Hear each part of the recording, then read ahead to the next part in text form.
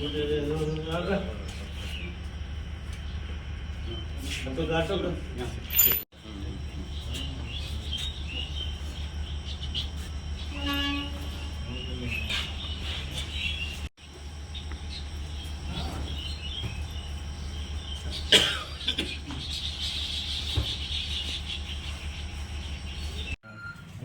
প্রায়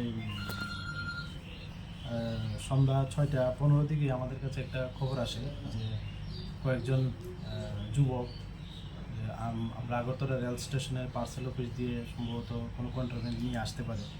তো সেই সুবাদে আমরা যে সোর্স কাছ থেকে খবর পাই, তো সেই সুবাদে আমরা ওইখানে গিয়ে একটা মানে নাকার মতো বসিয়ে আমরা এবং আগরতলা যে আরপিএফ আছে আমরা সবাই মিলে একটা চক আউট করে আমরা একটা অ্যাম্বুসের মতো বসে তারপর লক্ষ্য করলাম যে 4 জন যুবক তাদের 4টা পিক টু পিক নিয়ে আসছে। তো আমাদের সন্দেহ হয় যে হয়তো তারাই হতে পারে। তারপর আমরা একটা প্রিলিমিনারি একটা বেগুলি দেখেই আমরা সন্দেহ হয় যে না, এটার মধ্যে কোনো নার্কোটিক্স কিছু থাকতে পারে।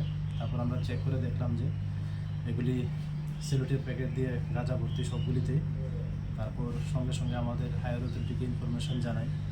তারপর ওনারাও আসেন এবং পার্সেল অফিসে আমরা এটার মাপচুপ করি।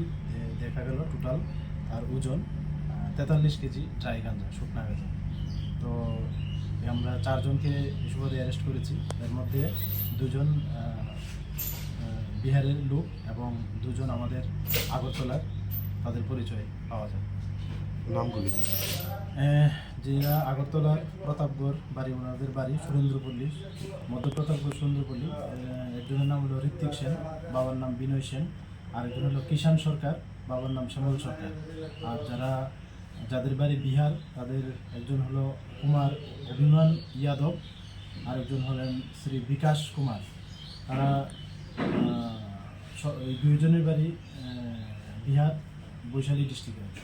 কোন জায়গায় নিয়ে যাচ্ছিল তারা অ্যাকচুয়ালি আমাদের তাদের সঙ্গে জিজ্ঞাসাবাদ করে জানতে পারি যে আমাদের একটা ট্রেন ছিল আজকে, যেটা সন্ধ্যা 7টার সময় রওনা হয় দেওঘর, আগরতলা দেওঘরের উদ্দেশ্যে। সম্ভবত ওইটা দিয়ে তারা যেতে চেয়েছিল। বাজার মূল্য কত হবে? বাজার তো এখন তো আমিও জানি না ঠিক, তবে হবে বাজার মূল্য এখন সম্ভবত 4-5 হাজার হবে পার কিলো আর কি।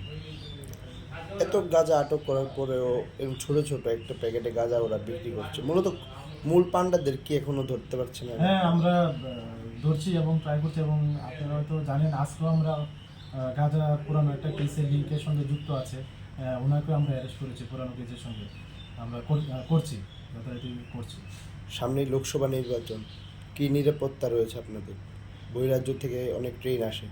হ্যাঁ, আসে এবং এর জন্য আমরা আরও চেকিং আরও বাড়িয়ে দিয়েছি। আমরা যোগেন্দ্রনগর জিরানিয়া স্টেশনে আমরা অলরেডি টিএসআর ক্যাম্প বসিয়ে দেওয়া হয়েছে। যোগেন্দ্রনগরে চলছে, দফায় দফায় চলছে। তো এটা আমাদের চলতে থাকবে। আমাদের এক্সট্রা ফোর্সও এসে গেছে, আরও আসবে। আমরা এটা আরও কীভাবে আরও চক আউট করা যায় এবং আমাদের আয়ত্তে আনা যায়, আমরা ওইভাবেই আমরা এগিয়ে যাচ্ছি।